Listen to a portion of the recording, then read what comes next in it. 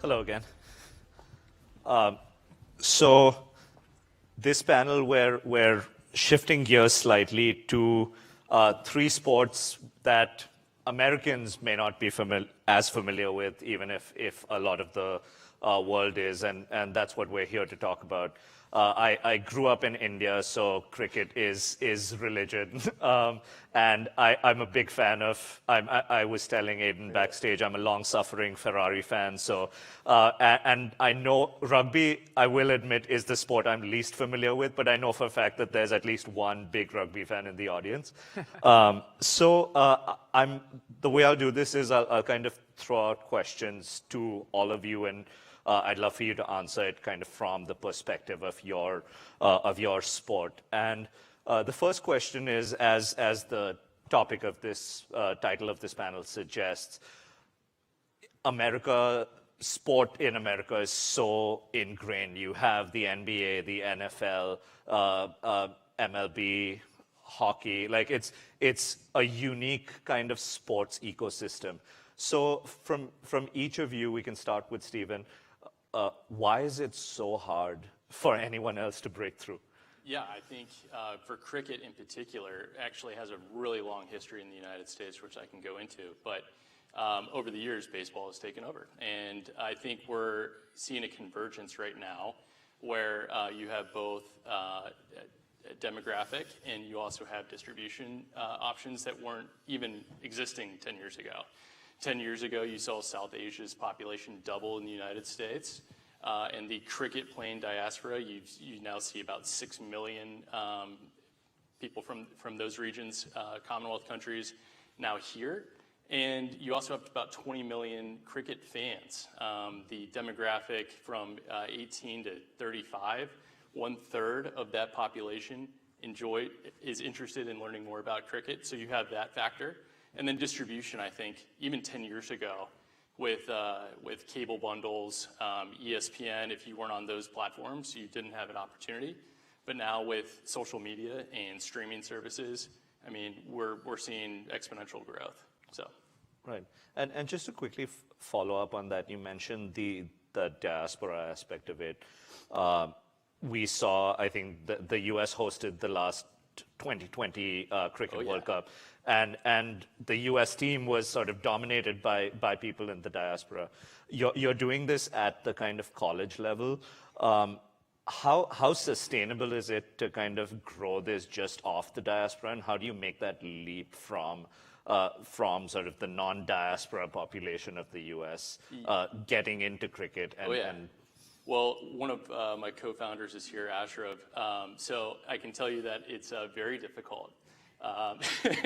We've spent a lot of time putting it together. It's having to go right into the universities. Ashraf can talk about that at another date. But it's having to cultivate that, because a lot of the universities don't recognize cricket as a sport. NCAA doesn't recognize it as a sport.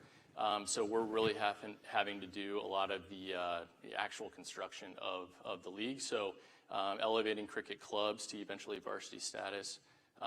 It's difficult, but there's a lot of enthusiasm. We had our pilot national championship about 18 months ago, and we had 12 teams just to see how it would do. And viral success, 9 million views from our first video that we posted, and that went around the entire world. And then 50 universities signed up for interest and wanted to play. So we had to scale to accommodate all of that enthusiasm. So it's been a lot of hard work, but we definitely see the opportunity. So Aiden, one could argue that F1 has a little bit of an easier time. Like there's races in Miami, in Austin, in Vegas, and you have Netflix Drive to Survive, which I'm sure many people in this room have seen, which has really sort of elevated the sport. Do you agree with that? Do you think you have it easier than these two? Well, I definitely think we would have it easier than the two gentlemen on my left and right. But what I would say is what most people don't know is Formula One tried to break the US market many years ago and failed miserably. There was Grand Prix in Vegas in the MGM. There was an infamous Grand Prix in Indy where the tires weren't right. So it failed terribly. I think what has changed, you mentioned Drive Survive and you mentioned just around COVID. I was talking to Bill earlier on about how people have tried to replicate the Drive to Survive formula, and it hasn't worked as well. I think what is different with Formula One is you have fast cars in exotic city with young drivers and large personalities. It's almost made for TV drama. So there is an element. I think what's changed in the US market is the demographic, and they're more interested in the character, they're more interested in the lifestyle, and they're more interested in what's on social versus on linear TV.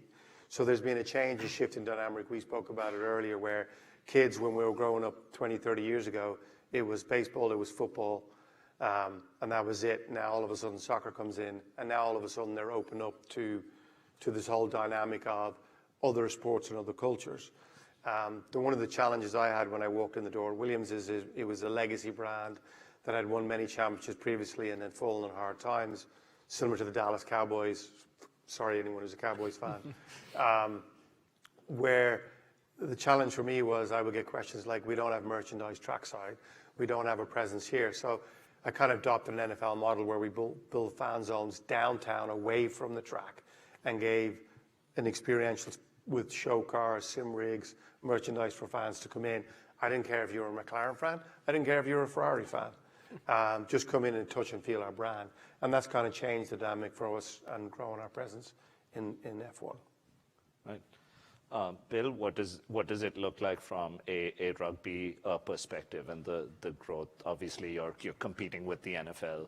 Yeah. So my background is from more traditional American sports, baseball, basketball, a little bit of hockey, a little bit of soccer. And so what I bring to rugby is that American feel and sports experience, which we haven't had a lot of in rugby. So coming here and looking at a great international sport, a sport that's well known around the world, but not really here today, how do we Americanize it? How do we package it and present it to Americans? We're lucky enough, well, it is an emerging sport in the U.S. today. We're lucky enough to be, I think, the third largest country in the world of participation in rugby. Unfortunately, we just have a really, really big country, and it's spread out across all of it, and so it's hard to really get your arms around those athletes. But we have a nice base to grow. We have a good infrastructure, and we're building through that. Having a pro league alongside what I do, which is the international and national teams, allows us to cover the calendar for a longer period of time, and that is probably one of our biggest challenges today. We were talking earlier, we have 11 games in the U.S. That's 4 teams, 2 men, 2 women. We have 11 games in the U.S. It's hard to catch the hearts and minds of fans when you're only showing up 11 times. Otherwise, we're playing, kind of, you have this experience, overseas, and the game might be on at 3 in the morning, that you really can't build hearts and minds. So it is a constant battle, but the strength of what we have is that it's an international game, and we can build through that and grow the game. Right. And how much of it, to what Stephen was talking about earlier, how much of it is driven by the diaspora? Like, rugby is hugely popular globally, but there's certain countries, you think of the All Blacks, you think of Fiji, and countries that are sort of smaller, but are very prominent on the rugby landscape. Yeah. So how much of a role does the diaspora play? And I guess similar question, how do you break through that? Yeah, I love talking about the All Blacks. I'm just kidding. It's great because these are well-known brands across the world. When the All Blacks come to the U.S., they sell out. They fill football buildings, or football stadiums, excuse me. Filled it here, actually. We do amazing when we bring international teams in. That's the great part of it. The hard part is we get more fans in the building rooting for the other team, and we need to turn those into American fans. So we have our challenges. It's a good challenge to have because you got people in the building that you can kind of steal and try to bring back, but bringing them to what is, historically the New York Yankees, right? And trying to say, hey, we need you to be a Marlins fan. We're working hard on it, but we're trying to steal hearts and minds one fan at a time, really. Right. And so all 3 of your sports kind of have, you could say, rough U.S. analogs, if you can call it that. You have rugby and the NFL, you have cricket and baseball, which you mentioned, you have F1 and NASCAR. To what extent do the 3 of you feel like you're trying to sort of eat into their market share versus kind of grow the overall pie? And Aidan, we can start with you. I think it's a very interesting question. I don't think we're trying to eat into the market share of NASCAR. I think if you look at the demographics of our audience, they're very different. We have a very large female presence within our audience, particularly in the US, and it definitively seems to be younger. So I don't see us competitive to a NASCAR or an IndyCar.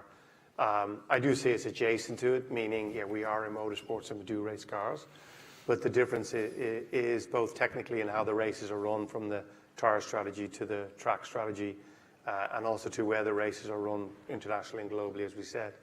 I think it's very different, so I don't see us as competitive to them. The one interesting I would say, what you said about Bill, what is interesting about Formula One is you'll have fans of two teams, right? You might have a second favorite team. It might be Williams. Now it for is. example. Now it is. I think that you should think about that for rugby. Because even when I spoke to the All Blacks, they were like, we want to be everyone's second favorite team. Yeah.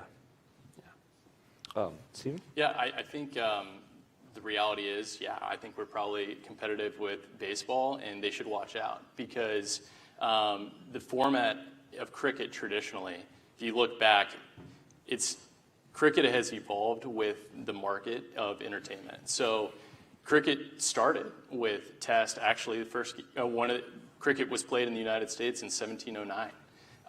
George Washington played with his troops at Valley Forge. Benjamin Franklin brought the laws of cricket to the United States in 1744. So they used to play a game called Test, which still goes on. The traditionalists of cricket love Test. If you try to interfere with it, they will let you know. Yeah. For the uninitiated, that's the main gripe that non-cricket watchers have, which is that a test match goes on for 5 days, and they're like, what kind of game goes on for 5 days? But the 5 days made sense when it existed, because back then, there was no other form of entertainment. So 5 days of cricket solved that void. In 1971, they introduced a new format called ODI. And so that was basically a shorter version of Test, which was 1 day, about 8 hours. And so that filled a new industry of radio and newspapers, right? Well, not new, but it filled that. Then in 2008 was kind of the aha moment for cricket. That aligned kind of with broadcast television, and you see the IPL form in India. Massive explosive growth happened there. It's now the third or second most valuable sport league in the world. But now we're entering in a new era.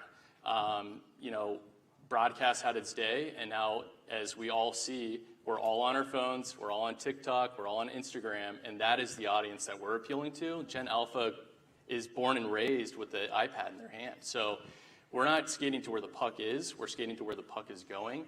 And I think baseball should watch out because they're trying to adapt their game, but people are tuned out in the fourth and fifth inning, and you're seeing the viewership age, average age is increasing, and the viewership for the World Series is decreasing. And I think we're a few years away, obviously, but when Gen Alpha comes to age, you're going to see cricket in the United States become a mainstream sport. Just as an aside, I love that you used a hockey analogy while describing cricket. But Bill, you have worked with a lot of the American sports and the American league. So just as an addendum to this question, how much potential, how much conversation is there between the leagues, say like you with the NFL or across the board, and two, how much potential is there for sort of partnership and to sort of, you mentioned kind of growing the pie to build each other up? For sure. I would love to have a piece of the NFL pie. That'd be amazing. And then my job is done and we've won. So I have good relationships with NFL, and we work kind of hand in hand with them. They're a monster, and they've created a ton of success. When I worked with Major League Rugby, which was the pro league in the U.S., there was a lot of this desire to say, hey, we're football without pads. We're nonstop action. We're this, we're that, and compare ourselves constantly to football. What really we got to was we need to compare ourselves to ourselves, right? We need to stand alone. Like you mentioned, your adjacent sport, very similar, and saying, you know, what are the rules? People will constantly say to me, I don't understand the rules of rugby. I said, well, it's pretty easy. You want to get over that line, and you don't want them to get over this line. That's basically it. And everything else in the middle, I bet you can't explain everything in football. So we want to set ourselves apart instead of trying to align ourselves, because they are just two different sports. But at the same time, be able to drift off. Well, I would like to drift off them more than they probably want to drift off me right now. And just kind of lift the sport up. But we want to see ourselves as separate, unique athletes that play our game. Right.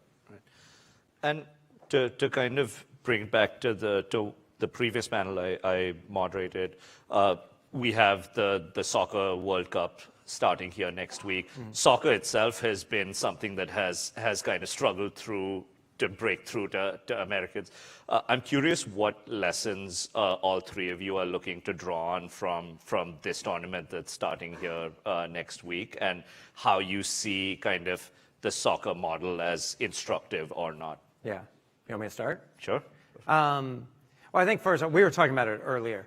Soccer came in, about 30 years ago with the World Cup, and like you said, had some struggles. But what they really did really well from the minute that kind of happened was they taught all of us that it should be our kids' first sport.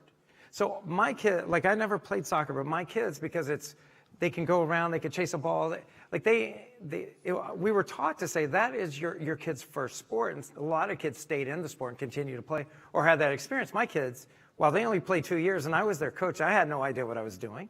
They think they played soccer. They have that part of that sport in their ethos now, which is amazing. So I think they did that incredibly well.